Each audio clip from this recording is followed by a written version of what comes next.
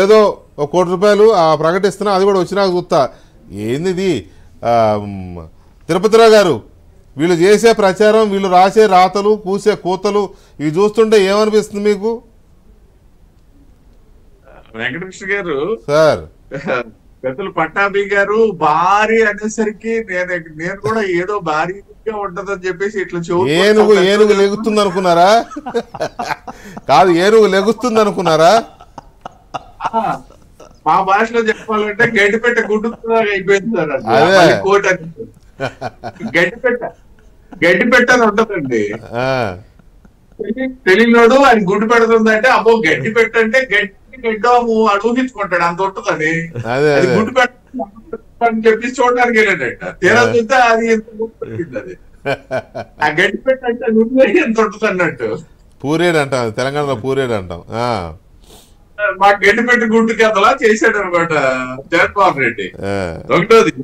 రెండోది అండి, నేను ఇందాక అందువల్లనే నేను ప్రస్తావించాల్సినటువంటి ఆవశ్యకత ఈ విమర్శలు అనేవి. సరే, మన దగ్గర ఇప్పుడు పెద్ద స్టార్ ప్యానలిస్టులు అందరూ ఎక్కడ కనబడకపోయినా ఇప్పుడు సెకండ్ క్యాడర్, థర్డ్ క్యాడర్ లో కొంచెం అక్కడెక్కడ కనబడుతూ మాట్లాడుతున్న వాళ్ళని నేను ప్రస్తావించాల్సి వచ్చింది. నేను ఫేస్ చేసినవే, వాళ్ళకి నేను ఇచ్చిన సమాధానం కూడా. మీరు తీసుకోవాల్సినటువంటి ముందస్తు చర్యలు కనీసం ఈ సంవత్సరం అంటే ఎలక్షన్ తగలడ్డారు, ఓడిపోయారు, అయిపోయిందండి. మీరు గత 4 సీజన్లలో కూడా మీరేమి చేయలేదు కాబట్టి ఇవాళ ఈ పరిస్థితి వచ్చిందని చెప్పేసి నేను అడగడం జరిగింది. అదొక అంశం. అయితే ఇవాళ ఈ బుడమేరు ఎక్కడ ఉంది, తమిళేరు ఎక్కడ ఉంది అనే తాలూకా నాలెడ్జ్ కూడా లేకుండా మాట్లాడుతున్నాం. బుడమేరు అనేది విజయవాడకి నార్త్ సైడ్ వస్తుంది, తమిళేరు అనేది ఏలూరు దగ్గర ఉంటది.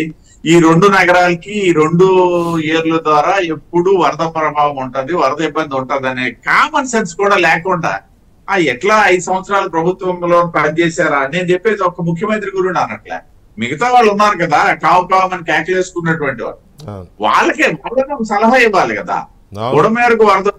బుడమేరుకు వరద వస్తే కనకట్ట అవతల ఉన్నటువంటి చంద్రబాబు నాయుడు గారి ఇల్లు మునిగిపోయింది, అందువల్లనే చంద్రబాబు నాయుడు గారు ఇంట్లో ఉండకుండా వెళ్ళి వరద ప్రాంతాల్లో తిరుగుతుందని చెప్పి మాట్లాడినటువంటి మాటలు అని. ఎటువైపు వరద వచ్చింది, ఎటువైపు ఎవరున్నారు, ఒకవేళ చంద్రబాబు నాయుడు గారు ఇల్లు మునిగిపోయినట్టయితే ఆయన ఇక్కడికి వచ్చి తిరగాల ఏముంది, అక్కడి నుండి ఏదో హెలికాప్టర్ పట్టుకుని ఇంకో దగ్గరికి వెళ్ళిపోవచ్చు కదా. అంటే మినిమం ఆలోచన, అవగాహన లేకుండా మాట్లాడినటువంటి విమర్శలు ఏవైతే ఉన్నాయో అంటే ఇప్పుడు ఒక రకమైన అజ్ఞానం లేండి, దాన్ని మనం చేయగలిగింది ఏం లేదు. అధ్యయనం పెద్ద పదం సార్. అధ్యయనం లేకపోవడం, అజ్ఞానమే కరెక్ట్. అధ్యయనం అనేసి అంటే ఎక్కువ కొంత చేసి ఉండాలి. అధ్యయనం ఎంత కొంత చేసి ఉంటే కనీసం మినిమం నాలెడ్జ్ వస్తుంది. అజ్ఞానమే కరెక్ట్.